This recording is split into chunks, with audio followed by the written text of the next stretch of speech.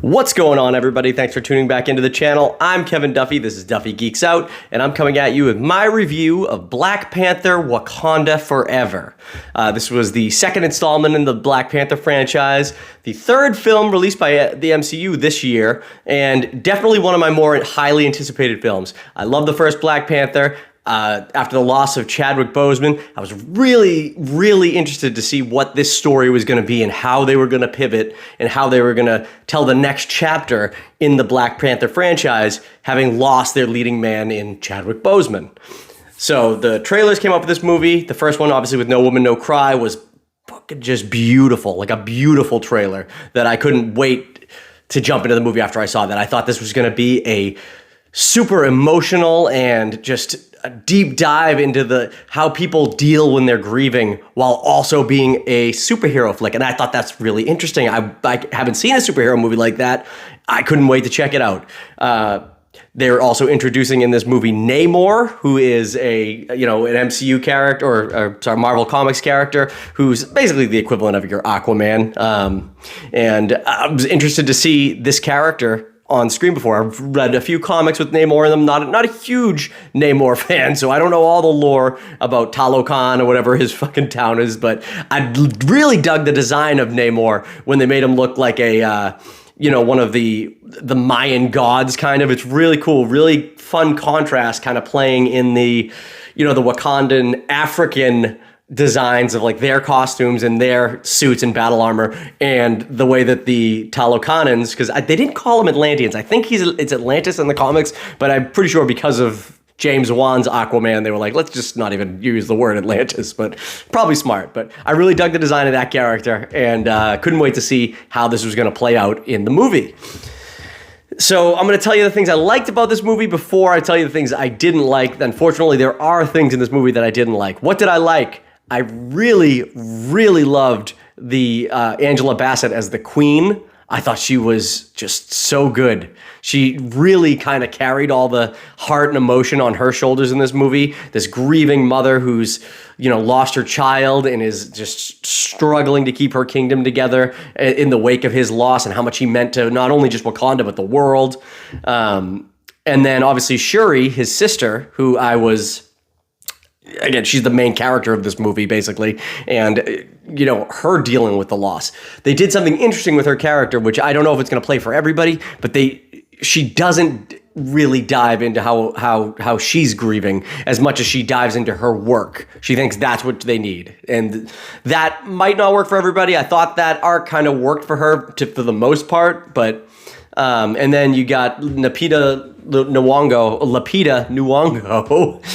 coming back as Nakia, who was Chadwick Boseman's love interest, although they never really kind of show that on screen.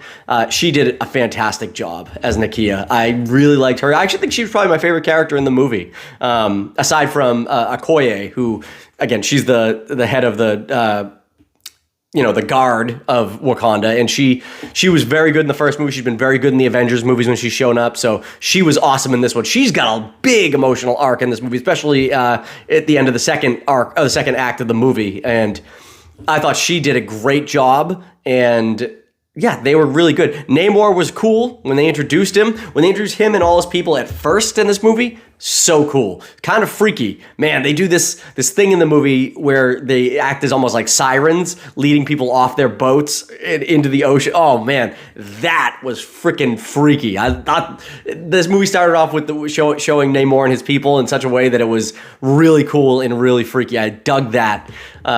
His powers are pretty cool. He's very powerful. The actor, he did a really good job in like the first two acts of the movie, but then in the third act, I thought he was a little, I don't know. This movie's got a third act problem. That's where all my complaints really come in, is the third act. I think that this movie,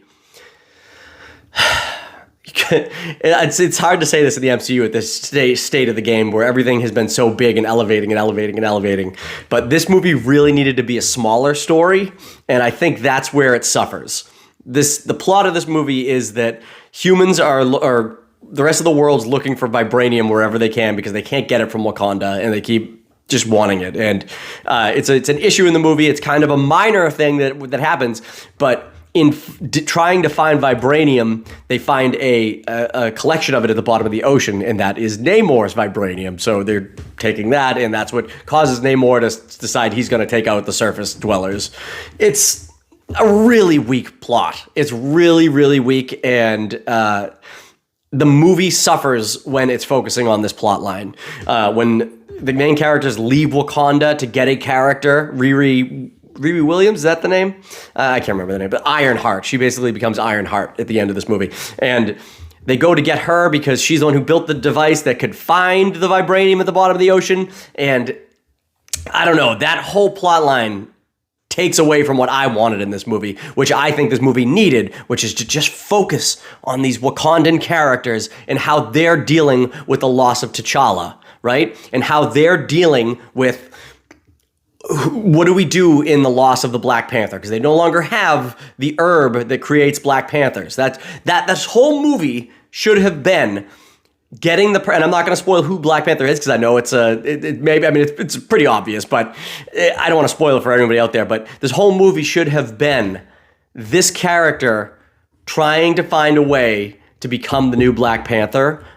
The whole movie. It should have been about how does this person take up the mantle of Black Panther and what it means to Wakanda and what it means for the conflict that's in this movie. This movie would have done better if Namor and his people were just out to get Wakanda for some transgression in the past between the two tribes of Wakanda and, I guess it's Atlantis, but like I said, they don't say that in the movie. But I think the movie would have done better if that was it, and it stayed in Wakanda, and it stayed on the shores of Wakanda, and that should have been the whole movie. Hit it from the ground running, because then you have more time to live with the emotional impact of T'Challa's loss and how these people are dealing with it and what they need to do to get themselves ready to step up in his shadow and defend their country. That's where I think this movie needed. It didn't give it to me that well. And then the end of the movie's got some questionable things that happen. I don't want, again, no spoilers here, but there's some things that happen that are, I don't know, they left me scratch my head. I left this movie asking myself, what is the power structure in Wakanda right now? Because it definitely leaves it open-ended. But anyways, guys, the question is for you. Have you seen Wakanda Forever? If you have, what did you think about it? Did you like it as much as the first Black Panther movie? Did it hit all the boxes you were looking for when you were anticipating this movie? Whatever you thought about it, let me know in the comments. Click the like button, subscribe to the channel, and we'll come at you with another review real soon. See ya.